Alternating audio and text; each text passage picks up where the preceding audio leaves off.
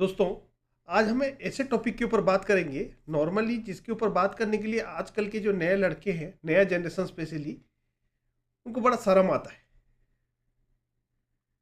जो कभी Indian history में हमारे इंडियन लोगों का सबसे बड़ा स्ट्रेंथ था, उसके ऊपर हम सबको आज शर्म आता है। नए जनरेशन को स्पेशली शर्म आता है। क्या है ये टॉपिक? चलिए, इससे पहले मैं आपको एक चीज पूछता हूं कि इनकम करना इजी है या सेविंग करना इजी है? क्या इनकम आपके हाथ में रहता है?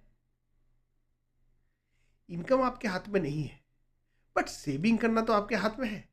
ये ज़्यादा इजी है, इनकम करना थोड़ा डिफिकल्ट है। दोस्तों, तीन प्रकार के लोग होते हैं जो कि सेव करते हैं। दूसरा आदमी जो सेव करना नहीं चाहता है। और तीसरा आदमी जो चाहते हुए भी ये सोचता है कि ये जरूरी नहीं है। दोस्तों, फाइनेंशियल जर्नी का जो पहला स्टेज है, फाइनेंशियल फ्रीडम का जो पहला स्टेज है, वो है सेविंग। अननेसेसरी एक्सपेंस को कम करके अगर हम सेविंग के प्रति ध्यान देते हैं तो वही पैसा से हम अपने कल समय को खरीद सकते हैं। उसका मतलब फ्रीडम को खरीद सकते हैं। बहुत लोगों का ये सोच है कि अगर मैं पैसे कम कर दूंगा तो मेरा लाइफ खत्म हो जाएगा और लोग मुझे प्रेस करना छोड़ देंगे। ऐसा नहीं है। अगर सही में आपको सेविंग करना है तो आपको ना अपने डिजायर को कम करनी पड़ेगी। डिजायर को कम करने के लिए आपको लोगों के बारे में कम सोचना है। अपने बारे में सोचिए, अपने फ्यूचर के बारे में सोचिए, तब सेविंग करने में आपको कोई प्रॉब्लम नहीं होगी। तीसरी बात, कभी भी सेविंग करने के समय कोई गोल मत रखिए कि ये सेविंग में कोई खर्चा के लिए कर रहा हूं। सेविंग कोई खर्चे के लिए नहीं, फाइनेंशियल सीड को प्लाइंग करने के लिए पहला स्टेज होता है सेविंग।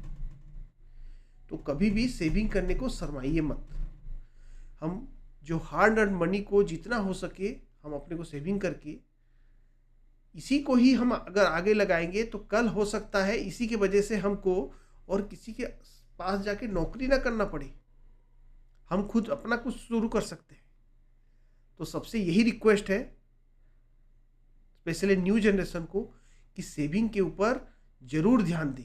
और जब भी आपके पास इनकम आए, सेल्फ फर्स्ट योर सेल्फ का रूल जरूर रखें कि हमको पहले अपने आप को पे करना है, ना कि अपने बिल्स को। तो इसी से ही सेविंग होगी और इसी से ही हम फाइनेंशियल जर्नी का पहला जो स्टेपिंग स्टोन